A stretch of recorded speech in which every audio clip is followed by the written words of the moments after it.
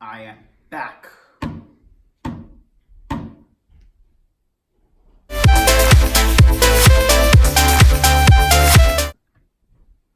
Tanks.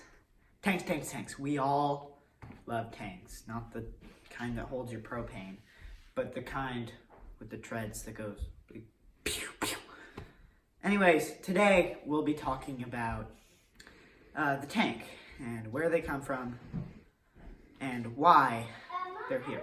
We'll be answering the question of how and why did the tank come to such prominence in World War I? And the answer can be found in the trenches that stretched halfway across Europe. These trenches were heavily defended on both sides. You can see there were cavalry, artillery, foot soldiers, most of all, machine guns, and plenty of barbed wire. This created a state where one side would try to attack and lose, and the other side would try to attack. And the space in between the trenches became an inhospitable stretch of mud called no man's land. It's called no man's land because it's owned by a fellow named No Man, who happens to not exist, hence it being called no man's land. Now here's how the battles would go. Wrong marker. The good guys would fire plenty of big guns to try to destroy the barbed wire and the machine guns. And normally they would fail. Then they would send infantry across no man's land.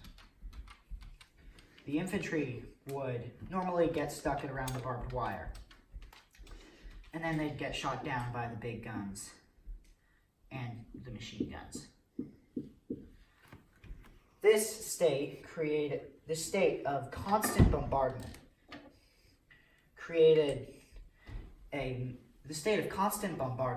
and the natural rainy climate of France and Belgium created a muddy mess. I shouldn't even be using green, I should be using brown. That made the job of the attacking foot soldiers even harder. Thousands of lives were lost over a few meters of ground. Okay. History time with Fuzzy Wizard. Enter our hero, Robert Swinton. Swinton is exactly like me, except that he has a moustache and drinks tea because he's British. I'm going to go to the War Office because I have an idea.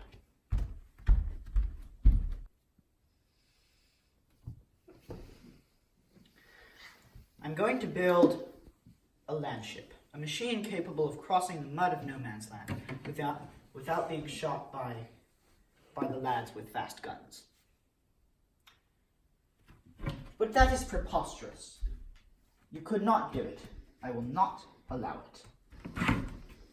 Oh no. Boo-hoo.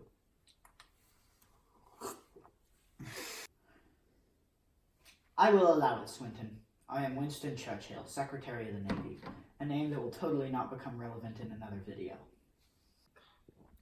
Fantastic, Mr. Churchill. I shall begin building the tank immediately. Wait, no, but it wasn't called a tank yet.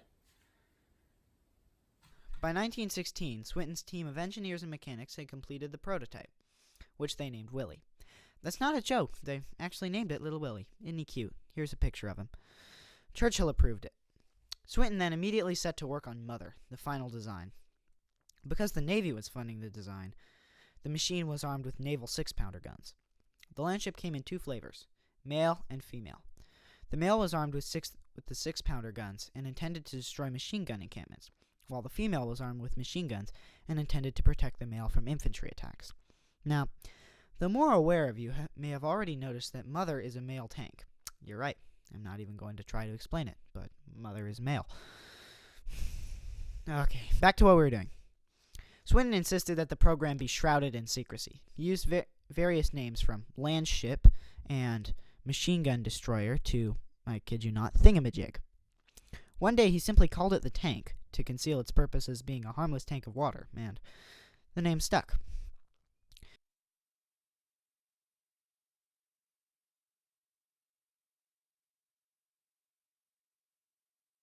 The British High Command tried to rush the tank into service as fast as possible.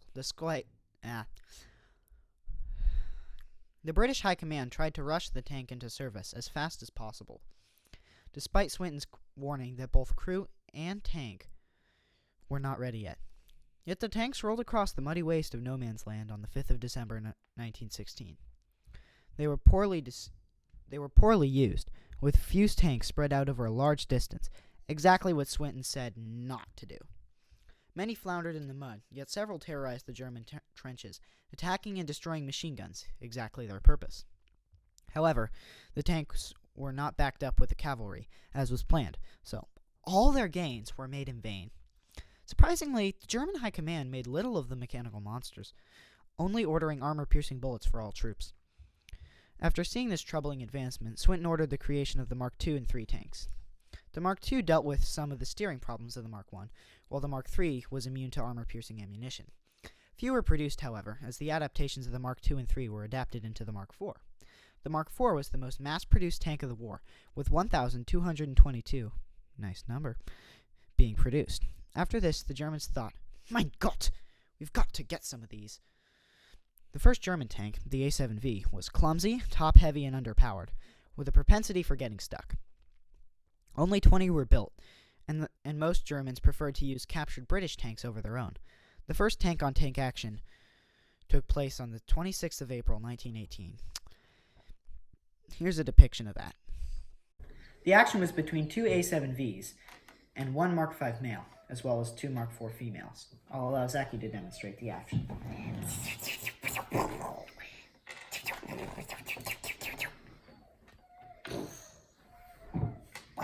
Thank you, Zaki.